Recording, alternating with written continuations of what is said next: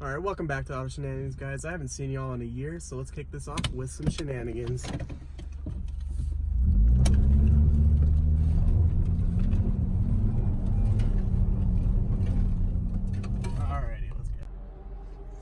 Alrighty, what's up, guys? You know, it's been another little while since the last time, but today I kind of want to talk with you guys about something that was pretty interesting. It was a big deal for me.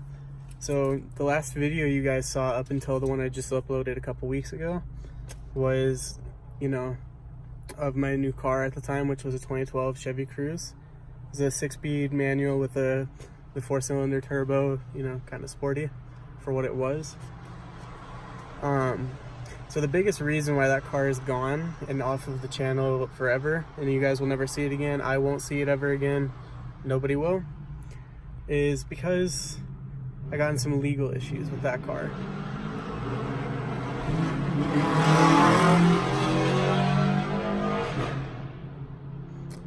That was pretty nice, thank you. But so yeah, I got in some legal trouble with that car. So it was a fun car. It was like my dream car at the time, like my obtainable dream car, if that makes sense, because everybody has, like, you know, different cars that they want. But that was my obtainable dream car at the time. So when I got it, it was already broken to begin with, so it was already not the greatest of a car. And, you know, I kept driving it, and it was really good and all and nice. But, you know, I think I was 18 at the time when I first got the car. Yeah, I was 18. I just was about to turn 19. But anyways, when I got it, it was, you know, the biggest financial thing that I've ever done with my entire life. I've spent more on that car than any of the cars combined up until the one that I'm in now, which is my 2015 Civic.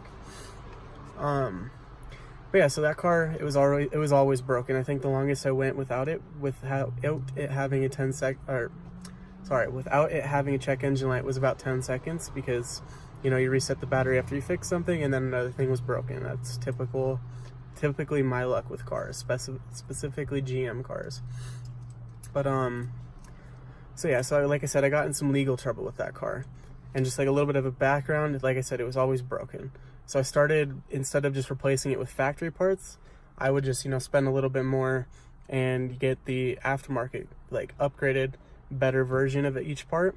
So just a little history of things I've replaced on it. I replaced the turbo twice. That was, you know, stupid that I had to do that. The entire cooling system was replaced at one point, except for the heater core lines. I never did anything with those, and that'll be a big deal later on. I did the clutch twice because none of them, you know, could function. You know, like I said, I was 18, 19 at the time of getting the car, so even if I had like that 500-mile break-in period, I didn't listen to it. So each time it was my fault that the clutch was broken. But, you know, that's just how it goes. And apparently people want to wash their cars even though it's raining outside. But yeah, no, so that's just kind of like the little gist of it. And, you know, fast forward several months, I had the car for about 10 months. Fast forward into the 9th month of owning the car. You know, I was driving it regularly. It was my daily driver. I didn't drive any of my other cars. I actually ended up selling the majority of them. Here, let me close this real quick. Just because it's kind of loud and I want this to be a little bit decent quality. So yeah, I kept driving it even though it was broken. I replaced so much stuff on it. And the car was, you know, phenomenal. It was fast for, you know, considering the fastest car I used to have was a 99 Ford Escort, Oldsmobile Intrigue, stuff like that. Those cars aren't really fast, so it was fast comparative to what I've ever owned. But with that being said, it obviously wasn't fast up until I started upgrading it. So when the turbo blew the second time, I was like, okay, you know what? Let's get the stage 2 turbo, as they called it, which I don't know if it was actually anything different from the factory original one, but it's cool. It felt like it was a lot faster. But then I had an upgraded intercooler kit on it. I had injectors, a bigger fuel pump, exhaust, intake, and tune. That was basically like the gist of the whole car. So I did some of the supporting mods, not enough of them to really make a difference, and I never did anything cosmetic with the car because I wanted it to stay sleeper, so I never did anything huge with it. But the last time it was ever dynoed, I think was like the last time before it blew, before like all the issues with the transmission and the clutch started happening. It was right around 250, 270, somewhere in there. So that's pretty quick for a cruise, you know. Them coming out of the factory, I think it was with like 175 or 165 if I remember correctly. So that's a pretty big gain, you know. 100 horsepower over stock is pretty good gain, especially when the car's relatively quick when you first get it. But it was a 6-speed manual, so it was a lot of fun to drive. It was the first time I ever had anything other than a 5-speed manual. And, you know, it was a lot of fun to drive. So I beat on it. I drove it hard. I thought I was like the fastest kid in the world because I used to like challenge people. I was basically a Honda Civic driver, not in a Honda Civic, if that makes any sense. So, but anyways, fast forward up until the 9th month, you know, I had a lot of like issues in life and like I had a lot of problems going on. So I just I neglected the car. So technically all of this is my fault. So if you guys want to stay out of problems with your cars, don't neglect them, you know, take care of them. That's something I learned, because if I took care of that car, I'd probably still have it today. But anyways, fast forward, I have it almost paid off. Like I owed, I think it was $1,300 at the time. And then it kept breaking, so I just got demotivated and stopped paying on it.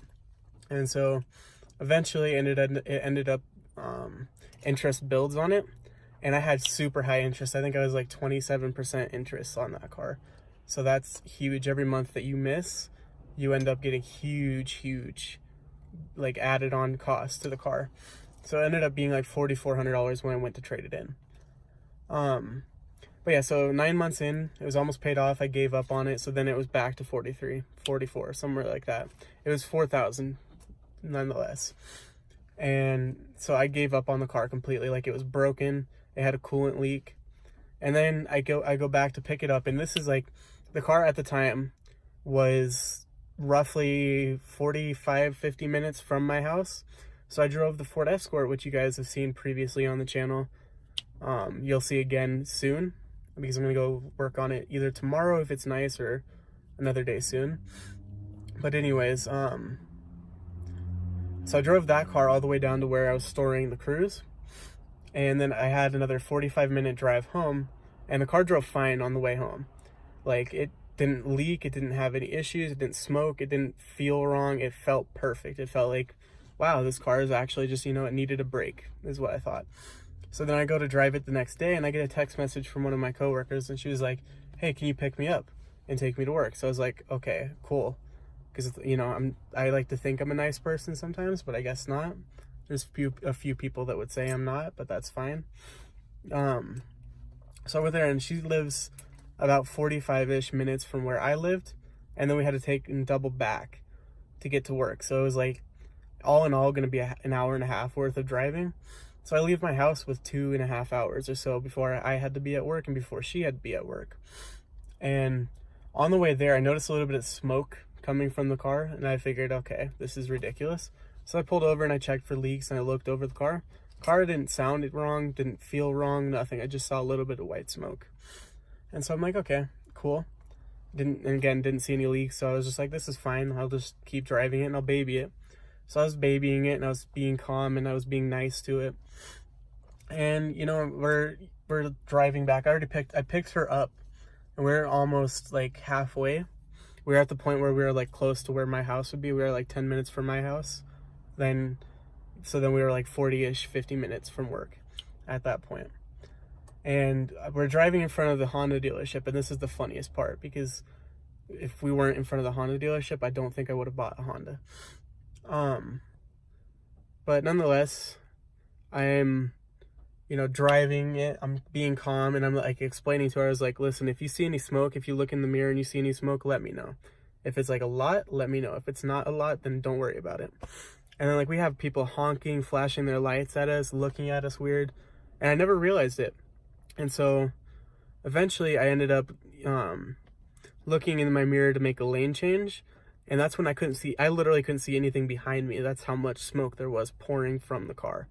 So, and then there was also starting to be some smoke coming from the hood. I wish I got footage of this, but it was back when, you know, I didn't really want to pick up a camera or pick up my phone to record anything. So, you know, it's it is what it is. I missed that car. I'll show a few clips, like a few pictures, make a little montage, if you will, at the end of this. And yeah, but yeah, so like I said, then I pulled over. Like I kept driving it because I was like, okay, we can make it to my house and we'll switch to my other car. That was my thought process. So I start driving, and then like as we pull up into heavy traffic. I mean like crawling traffic. It was like 5 miles an hour at most is what we were going. And so then the car starts having even more issues, and it starts to overheat a little bit too. So at that point I knew it had to do something with the coolant system. So I kind of panicked a little bit. I'm like, great, nice. I just replaced the cooling system about a few months ago. Like, why is it blowing up on me again? So I pull off the road and I don't see any leaks again. It's not smoking while it's idling. It only smoked when I was accelerating.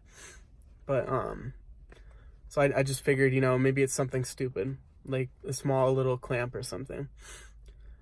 But yeah, then I like keep going, and we're in front of the dealership and we have a stop point.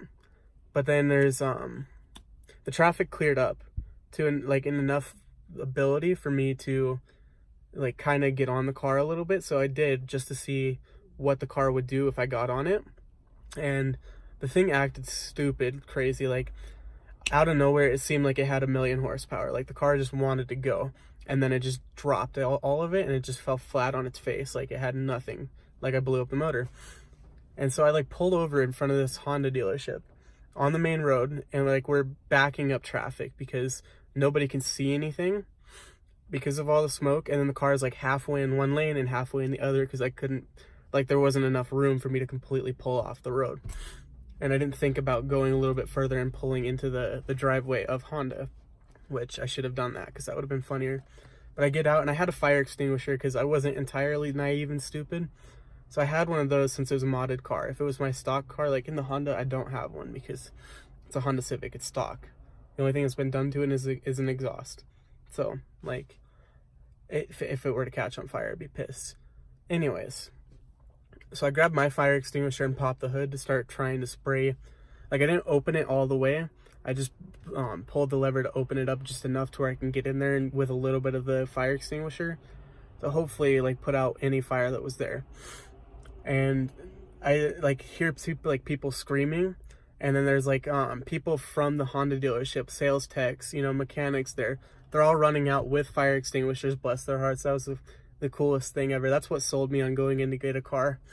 But we put out the fire, and then we're driving, or I mean, we're not driving, but they ended up helping me push the car. They're like, look, we got to get this off the road, let's push it.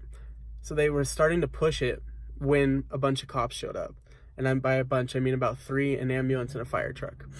And they block off the road. They stop us from pushing the car because they wanted to do an incident report, as they called it, which they ended up hitting me with several illegal tickets for quote unquote illegal mods, as well as, you know, putting safety of the traffic, like the traffic around us in danger. Reckless driving because they assumed that the car caught on fire because I was doing something stupid with it. I didn't have registration for the car. I didn't have insurance for the car. And so I got hit with fines and like a lot of legality issues because of that. They actually were going to revoke my license for a while. So don't drive unregistered or uninsured. It's not worth it. You may save a few $100s, but it's not worth it.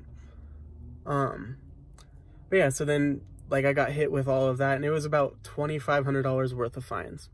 So I was like, I can't afford that. So I'm going to go get lawyers, which were $500, and they ended up getting me out of the majority of it, but I had to pay for like the insurance and the ticket for not having registration. So after like, it was about 4 or 5 months of battling that. But anyways, the Honda people, they kept pushing the car. They helped me push the car into their lot, and they jokingly asked me like, what do you want to do with it? And I was like, well, I mean, I sincerely doubt it. And like in a joking manner, I was like, would you guys take it in on trade? And they laughed and like, we probably can make something work for you. And they ended up doing so. I test drove so many cars that day. I think I test drove like 10 cars before they got the Civic. Like I said in the other video, they got it and it was all dirty. They literally just got the keys from the previous owner when they did a trade-in deal. And they're like, do you want it? And I like looked at it and I was like, yeah, I'll take it. I didn't even test drive it before I made up my mind. But yeah, so like the legal battles, like I ended up going through I want to say it was like 4 months worth of court fees and like court and stuff like that. And I had to show up to every single court hearing and stuff like that. Which luckily I got a cool judge who was like, you know, relaxed. He wasn't like one of those judges you would see on TV saying, "Oh, you're such a stupid kid, so I'm going to fine you this amount just because you're a kid." He kind of looked at everything that I had gone through. He looked at like my financial stuff and he's like, "This kid can't afford much."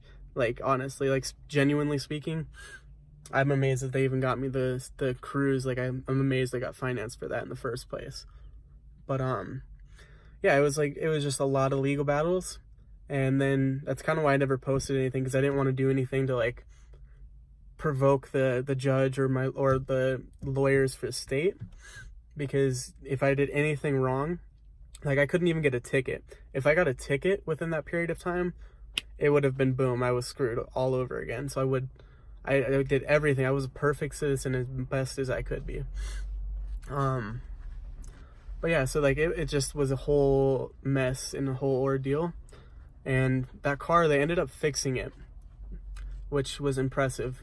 But what happened with it, this is what I found out later from them, was there was 4 different huge coolant leaks that were high pressure lines. So if the car wasn't under load, you weren't going to find out that it was leaking. So it was the cooling line going into the turbo, the heater core line that was going from the firewall, from the engine through the firewall to the actual heater core that blew. And then it was an oil line as well as a transmission cooler line, because I had that as well. I had like a bunch of cooling mods because I said, you know what, I might as well do all of these mods to keep the car cool, because I originally planned on tracking it. And all of those things combined, they ended up getting on the exhaust, on the engine, you know, on the turbo, and then it was escalated from there. So there's all kinds of heat unnecessarily, there was flames, and the car didn't really have like a whole lot of fire damage. So they ended up like cleaning it up, replacing the parts that went bad, and they sent it through a local auction for people who part out cars. Instead of, you know, selling it on their lot and risking having an issue with it again and getting in trouble for it, they sent it through like a dealership auction. So either a dealership could have bought in it, or, you know, a junkyard could have bought in it, or anybody that like had a licensed auto repair shop or body shop could have bought the car. That's just like the category that it was in. And it has a title of destruction, so you can't do anything with the car. Even like you can't register it in the state of Colorado. Even if you were to get it inspected and have it completely rebuilt, you can't register it in Colorado. So the last time I checked in on it, they ended up selling it at auction to a sister dealership, which that sister dealership sold it back to them. And so it's been in like this limbo in between each dealership until this person who came in and bought it to part it out. So the car is officially gone. There's nothing left of that car. You know, it was a fun car while it lasted, but it just gave me a lesson in life that nothing is going to be as perfect as you want it to be. You should honestly never try and like cheat your way out of things in the law, because the law is going to catch up to you eventually. And I'm lucky that I'm not sitting in prison. I don't have my license revoked. And honestly, I'm lucky I don't have more than, I think I ended up with 4 different tickets at the end of it. So I'm lucky with all of that. My insurance is extremely high. Like this car right now, I was getting quotes for $1,300 a month for insurance on this Civic. So if that doesn't tell you how high my insurance is because of it, then I don't know what. It's just not worth it. So just, you know, abide the law. I'm not like a person that says you can't speed, but don't be stupid about it. Don't be stupid about how you drive. Don't be stupid about anything like that. And you'll make it in life. You'll survive. Save your racing for the track. I know it costs a lot of money. Like my local track, it's $75 per event. So that's expensive and cheap at the same time, if you think about it. Because in the state of Colorado where I live, if you get caught street racing, or what is called motor vehicle contest, it is, I think, a minimum of 10 days in jail, a minimum of a potential, like it's potentially you can get a fine. It's either jail time, fine, or both, depending on it. And I think it's like a minimum of $10,000, plus that car that you were caught with is taken by the state and you can't get it back.